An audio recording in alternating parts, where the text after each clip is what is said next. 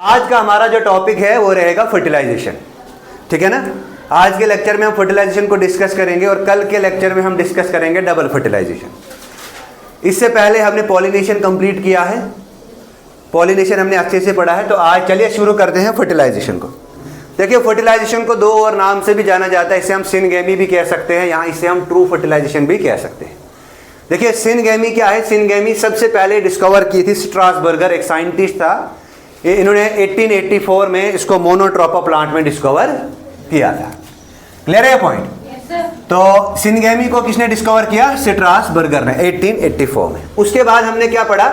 हमने ये पढ़ा कि fertilisation is actually fusion of male and female gametes, male और फीमेल गैमीट्स की फ्यूजन। हमें पता है फीमेल गैमीट जो है वो एम्ब्रियो सैक में होता है ना, फीमेल गैमीट, और जो मेल गैमीट है वो दो मेल गैमीट जो है वो कहाँ पे बनते हैं? शाबाश, पोलन ट्यूब में बनते हैं। क्लियर है ये चीज? अब देखिए ये हमारे पास मेल गैमीट है, इस मेल गैमीट पे ये दो जो हमारे पास जनरेटिव सेल है और ये हमारे पास एक वेजिटेटिव सेल है ना, ये वेजिटेटिव न्यूक्लियस है। अब देखिए अब क्या हो रहा है, यहाँ पे जब पोलन ग्रेन जब स्टिग्मा पे गिरेंगे, मतलब मान लो मैंने ये ड्रा किया स्टिग्मा, ये स्टिग्मा आ गया, स्टाइल है, और ये चीज तो हमने पढ़ी है। अब इस स्टिग्मा पे जब पोलन ग्रेन फॉल करेगा, स्टिग्मा पे जब पोलन ग्रेन फॉल करेगा, प्रोसेस को हम कहते हैं पॉलिनेशन।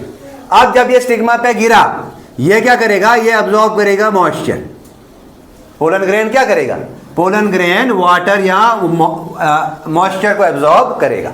जब ये मॉइस्चर एब्सॉर्ब करेगा ऑस्मोसिस के थ्रू ये स्वेल अप होगा, इसमें ऑस्मोसिस के थ्रू स्वेल्प होगा। स्वेल्प होने के बाद जर्म ट्यूब निकलेगी। जर्म ट्यूब कहां से निकलेगी? मैंने बताया था आपको, ये एक इंटाइन है और ये हमारे पास एक्साइन है ना। एक्साइन डिसकंटिन्यूअस है, इंटाइन कंटिन्यूअस है। यहां पे स्ट्रक्चर होता है जर्म पोर, है ना। ये जर्म पोर जो है वहां पे स्पोरोपोलिनिन एब्सेंट होता है, दैट मीन्स कि यहाँ पे एक्साइन एब्सेंट होती है। तो यहां से क्या होगा? ये बाहर निकलेगी, इस जर्म पोर से ये पोलन ट्यूब बाहर निकलेगी, ठीक है ना ये चीज।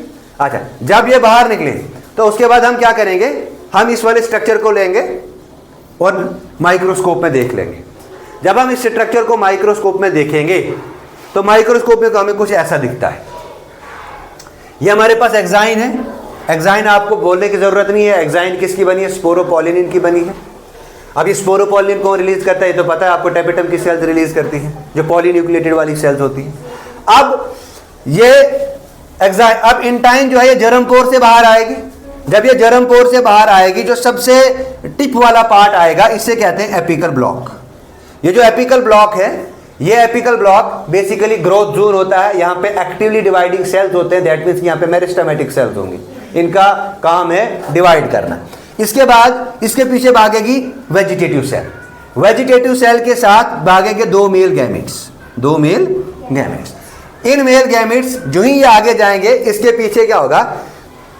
कैलोस डिपोजिशन होगा। ये कैलोस जो है डिपॉजिट होगा तो स्ट्रक्चर बनेगा, इससे कहते हैं कैलोस प्लग। ये कैलोस प्लग क्या करता है? ये कैलोस प्लग जो है ये बैकवर्ड मूवमेंट मेल गैमेट्स की प्रिवेंट करता है, मतलब इससे backward movement of male gametes नहीं होगा। क्लियर है ये चीज? इसके साथ साथ यहाँ पे कुछ जोन्स बनते हैं, जिन्हें ये फ्री जोन्स होते हैं, इन्हें कहते हैं वैकुलाइजेशन जोन, ठीक है ना। तो स्ट्रक्चरली अगर हम देखेंगे पोलन ग्रेन को, अगर हम स्ट्रक्चरली देखेंगे तो स्ट्रक्चरली इसमें 4 पार्ट्स आते हैं। सबसे पहला पार्ट आता है हमारा एपिकल जोन। ये वाला जो कैप ब्लॉक है ना, इसे हम एपिकल जोन कहते हैं। ये जो एपिकल जोन होता है, ये एपिकल जोन ग्रोथ जोन होता है। यहाँ पे fast actively dividing meristematic cells होती है, इसका काम है डिवीजन करना। उसके बाद आता है नेक्स्ट सब एपिकल जोन। यहाँ पे एक और जोन डेवलप होगा, इसे हम कहते हैं सब एपिकल जोन। ये जो सब एपिकल जोन है, ये जो सब एपिकल जोन है, इस सब एपिकल जोन में डेंस साइटोप्लाज्म होगा और बहुत सारी ऑर्गेनेलीज होंगी। क्लियर है चीज? उसके बाद थर्ड आता हमारे पास न्यूक्लियर जोन। अब देखिए न्यूक्लियर जोन में वेजिटेटिव सेल का न्यूक्लियस भी होगा और दो मेल गैमीट होंगे, ठीक है ना। वेजिटेटिव सेल का न्यूक्लियस भी होगा और दो मेल गैमीट होंगे, किसमें? न्यूक्लियर जोन में। देखिए ये वेजिटेटिव न्यूक्लियस आ गया और ये दो मेल गैमीट भी इसी में आ गए। क्लियर है ये चीज? उसके बाद 4th नंबर पे आता है वैकुलाइजेशन जोन। इस वैकुलाइजेशन जोन में क्या होता है? इस वैकुलाइजेशन जोन में आता है कैलोस प्लग। क्या आता है? Callus plug. अब ये कैलोस प्लग क्या करता है? ये backward movement of male gametes को प्रिवेंट करके रखता है। क्लियर है ये चीज? यहां तक अब यहां से आगे हम क्या देखेंगे, यहां से आगे हम इस साइनर्जिड सेल को लेंगे। ये हमारे पास 2 साइनर्जिड की सेल है और ये हमारे पास एग सेल है। ये क्या हमारे पास एग सेल। देखिए इस साइनर्जिड की सेल में यहां पे फिलीफॉर्म लाइक अपरेटस बनता है। ये फिलीफॉर्म अपरेटस बनता है। ये जो फिलीफॉर्म अपरेटस बेसिकली एक फिंगर लाइक प्रोजेक्शंस बनती है। इस फिलीफॉर्म अपरेटस में क्या होता है, ये फिलीफॉर्म अपरेटस जो है ये पोलन ट्यूब की एंट्री को गाइड करता है, ठीक है ना। अब इसमें है क्या, इस फिलीफॉर्म अपरेटस में है क्या कि ये पोलन ट्यूब की एंट्री को गाइड करेगा। बेसिकली ये रिलीज करती है एक कीमोट्रॉपिक सिग्नल। ये एक रिलीज करती है कीमोट्रॉपिक सिग्नल, और ये जो कीमोट्रॉपिक सिग्नल होता है ये बेसिकली कैल्शियम और बोरान होता है। कैल्शियम बोरान आयनिस्टोल सिग्नल केमिकल रिलीज करती है, और ये जब सिग्नल आएगा तो ये पोलन ट्यूब जो है, ये पोलन ट्यूब इसी सिग्नल की तरफ जाएगी।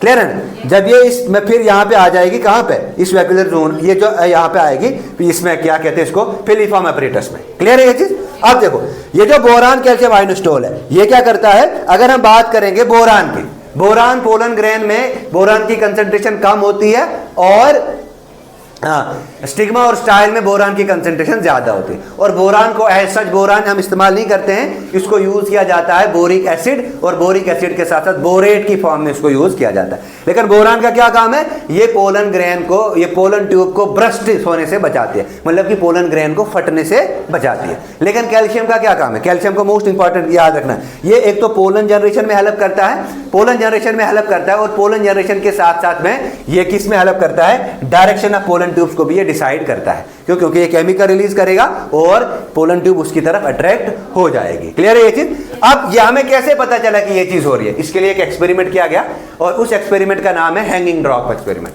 अब हैंगिंग ड्रॉप एक्सपेरिमेंट में क्या किया, यहां पे मैं बता रहा हूं आपको हैंगिंग ड्रॉप एक्सपेरिमेंट। हमने क्या ले लिया, हमने एक स्लाइड ले ली, ठीक है ना। इस स्लाइड में हमने 10% सोल्यूशन डाला। क्या डाला, 10। कौन सा सोल्यूशन, शुगर सोल्यूशन।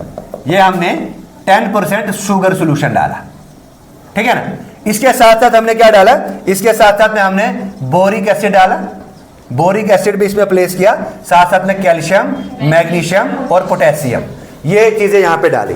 लेकिन एक चीज तो हमने डाली गई बोलना, वो है पोलन ग्रेन। ये हमने इसमें पोलन ग्रेन डाले।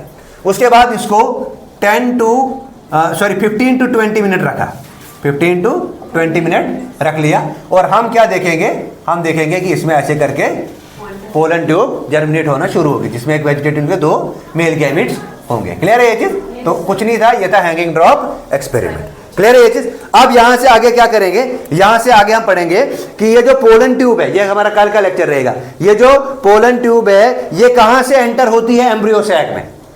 क्या ये इंटीग्मेंट से एंटर होती है, क्या ये चलेजल एंड से एंटर होती है, क्या ये माइक्रोपाइलर एंड से एंटर होती है। ये 3 कंडीशन पढ़ेंगे। जब ये एंटर होगी उसके बाद वेजिटेटिव न्यूक्लियस के साथ क्या हो रहा है, ठीक है ना, साथ साथ में मेल गैमेट के साथ क्या हो रहा है, ये चीज हम आगे पढ़ेंगे। उसके बाद हम पढ़ेंगे जब वेजिटेटिव न्यूक्लियस, ये जो साइनर्जिड की सेल है ये ब्रस्ट हो जाएंगी, ठीक है ना, इनका जो न्यूक्लियस है वो डिसअपीयर हो जाएगा। वो कैसे होगा ये हम कल के वीडियो में पढ़ेंगे। क्लियर है यहां तक। Thank you.